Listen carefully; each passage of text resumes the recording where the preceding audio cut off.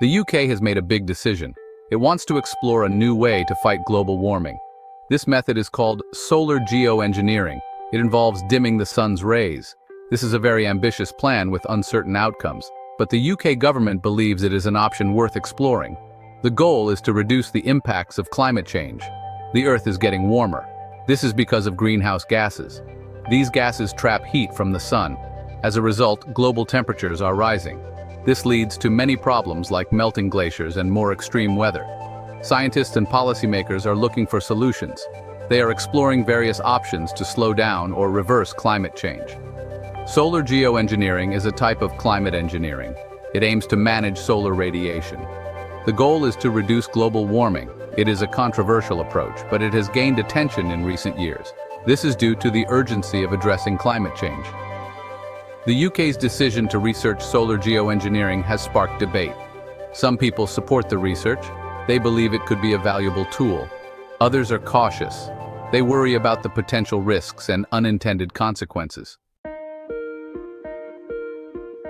Solar geoengineering aims to cool the planet. It does this by reflecting sunlight away from Earth. Think of it like using a giant sunshade. There are different proposed techniques. Two prominent ones are Stratospheric Aerosol Injection and Marine Cloud Brightening. The Earth's temperature depends on a balance. Energy comes from the sun. Some energy is reflected back into space. Greenhouse gases trap some of this energy. This keeps the planet warm enough for life. However, too many greenhouse gases disrupt this balance. Solar geoengineering seeks to restore this balance. It does not address the root cause of climate change. This cause is the emission of greenhouse gases. Instead, it offers a potential way to manage the symptoms. This could buy us time to transition to a low-carbon future. It is important to note that solar geoengineering is not a substitute for reducing greenhouse gas emissions. It is a potential complementary approach. It might help to mitigate some of the impacts of climate change while we work on reducing emissions. Stratospheric Aerosol Injection, or SAI, is a proposed solar geoengineering method. It involves injecting aerosols into the stratosphere.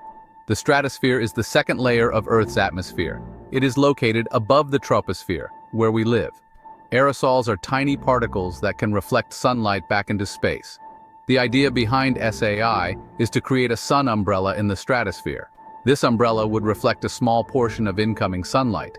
This would reduce the amount of solar energy reaching the Earth's surface, thereby cooling the planet. Scientists have studied the potential effects of SAI using computer models. Volcanic eruptions provide a natural example of how SAI might work. When a volcano erupts, it releases large amounts of sulfur dioxide into the atmosphere.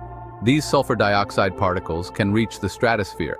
There, they reflect sunlight and cool the planet. The 1991 eruption of Mount Pinatubo in the Philippines, for example, caused a temporary global cooling of about half a degree Celsius.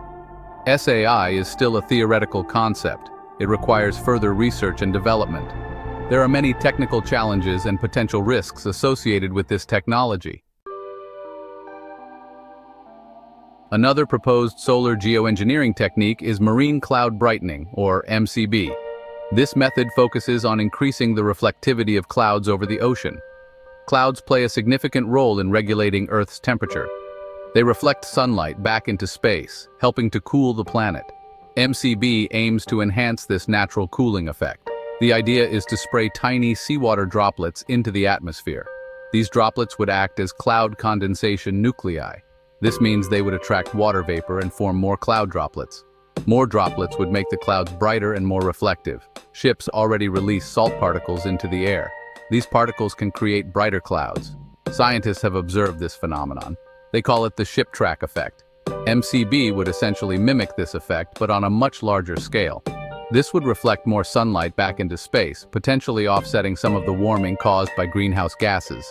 Like SAI, MCB is still in its early stages of research. There is much we still don't know about its potential effectiveness and risks. Section 5. Echoes of the Past. Volcanoes and Cooler Temperatures. You know, nature sometimes conducts its own experiments. Volcanic eruptions have given us some pretty interesting clues about solar geoengineering. Major eruptions can release massive amounts of particles into the atmosphere. These particles can linger in the stratosphere for months or even years. They act like a giant sunshade, reducing the amount of sunlight reaching Earth. One of the most well-known examples is the eruption of Mount Tambora in 1815. This eruption caused the year without a summer. Global temperatures dropped significantly. Crops failed, leading to widespread famine. More recently, the 1991 eruption of Mount Pinatubo in the Philippines caused a noticeable dip in global temperatures. The eruption injected about 20 million tons of sulfur dioxide into the stratosphere. This resulted in a global cooling of about 0.5 degrees Celsius for a couple of years. These natural events provide evidence that injecting aerosols into the stratosphere can cool the planet. However, it's important to note that volcanic eruptions are not controlled experiments. Their impacts can vary depending on the size and location of the eruption, as well as atmospheric conditions. Section 6. The unforeseen risks and concerns of geoengineering. Geoengineering is a controversial topic. It raises many ethical and practical concerns. One major concern is the potential for unintended consequences. Dimming the sun could disrupt weather patterns. It could lead to changes in precipitation. This could have devastating effects on agriculture and ecosystems. Some regions might experience more rainfall, while others might face droughts. Another risk is that geoengineering could create a moral hazard. If people believe there's a quick fix for climate change, they might be less likely to support efforts to reduce greenhouse gas emissions. There's also the risk of termination shock. If we were to deploy solar geoengineering and then suddenly stop, global temperatures could rise rapidly. This could be even more harmful than gradual warming. International cooperation would be crucial to manage these risks. Section 7. Beyond dimming the sun. Other geoengineering solutions. Solar geoengineering is just one approach to tackling climate change. Other geoengineering methods are being explored. One such method is carbon capture and storage, or CCS. CCS involves capturing carbon dioxide emissions from power plants and industrial facilities. The captured carbon dioxide is then injected underground for long-term storage. Another method is ocean fertilization. This involves adding nutrients to the ocean to stimulate the growth of phytoplankton. Phytoplankton absorb carbon dioxide from the atmosphere through photosynthesis. However, ocean fertilization is controversial. It could disrupt marine ecosystems in unpredictable ways. All geoengineering methods come with risks and uncertainties. It's crucial to weigh the potential benefits against the potential drawbacks.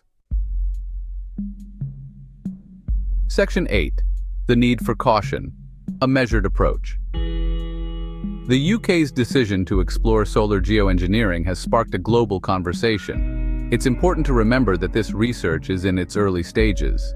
The UK government is not proposing to deploy solar geoengineering anytime soon. Instead, they are funding research to better understand the potential benefits, risks, and ethical implications. Any decision to deploy solar geoengineering would need to be made at the international level. It would require careful consideration of the scientific evidence as well as the ethical and governance implications. Transparency and public engagement are crucial. The public needs to be informed about the potential risks and benefits of geoengineering. Open and honest dialogue is essential to build trust and make informed decisions.